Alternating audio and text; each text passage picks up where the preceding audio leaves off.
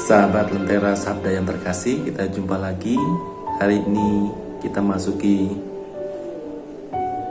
pekan minggu yang ke-20, Selasa 16 Agustus 2022. Kita akan mendengarkan renungan yang diambil dari Injil Matius bab 19 ayat 23 sampai dengan ayat 30. Sahabat Lentera Sabda yang terkasih, kita masih diajak untuk merenungkan sabda-sabda Tuhan dalam tema kekayaan. Masih melanjutkan renungan-renungan pada hari-hari kemarin. Pada hari ini, Tuhan Yesus mengatakan kepada para murid, sukar sekali orang kaya masuk kerajaan Allah. Dan hal itu membuat para murid tercengang dan bahkan bertanya, bahkan juga menyatakan bahwa mereka sudah menyerahkan, meninggalkan segala sesuatu untuk mengikuti Yesus. Apakah mereka tetap juga tidak bisa masuk dalam kerajaan Allah? Lalu apa yang bisa membuat mereka bisa masuk kerajaan Allah? Atau kita semua bisa masuk kerajaan Allah dengan cara apa? Meninggalkan segala sesuatunya sudah.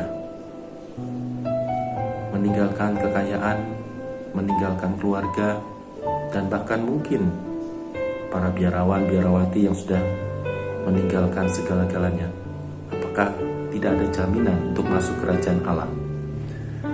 Sahabat Lentera Sabda yang terkasih, tentu yang dimaksud bukan meninggalkan begitu saja apa yang kita miliki, apa yang melekat di dalam diri kita, tetapi justru kita mesti selain meninggalkan segala sesuatu yang ada, yang kita miliki, yang melekat pada diri kita, tetapi juga kita mesti mengikuti Yesus secara lebih sungguh-sungguh.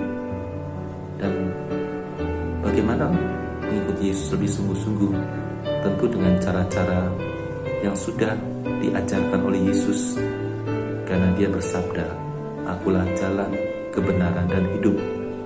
Nah, ini menjadi landasan, menjadi patokan memasuki atau mendapatkan kehidupan kekal dalam kerajaan surga.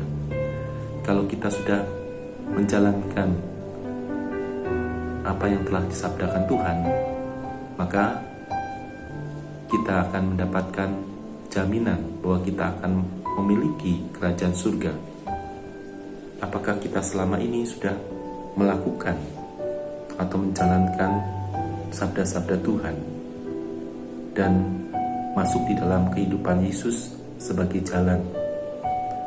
Kalau Yesus dikatakan sebagai jalan, maka tentu segala sesuatu kehidupan kita, seluruh kehidupan kita bahkan kita arahkan hanya kepada Allah. Walaupun kendati dalam kenyataan kita hidup di dunia ini, kita mencari nafkah, kita mengusahakan segala sesuatu, bahkan kita melakukan karya-karya atau pekerjaan-pekerjaan, seluruhnya itu kita arahkan demi kerajaan Allah. Sebagai contoh misalnya, kalau saudara-saudara yang bergerak di bidang pendidikan atau di bidang kesehatan, maka ketika berkarya di bidang pendidikan dan kesehatan, maka semata-mata ditujukan bagi kemuliaan Allah, bagi datangnya kerajaan Allah. Ketika orang-orang yang kita berikan pendidikan menjadi lebih pandai, menjadi cerdas, dan hidupnya lebih bahagia, atau orang-orang yang kita bantu, mereka yang sakit, sehingga menjadi sembuh dalam karya-karya kesehatan, maka disitulah sebetulnya hadirnya kerajaan Allah. Demikian juga perbuatan-perbuatan baik yang sesuai dengan sabda-sabda Tuhan. Demikian juga kita melakukan kebenaran, artinya kita melakukan sesuai atau selaras dengan apa yang diajarkan Tuhan. Maka kita akan mendapatkan juga kerajaan Allah.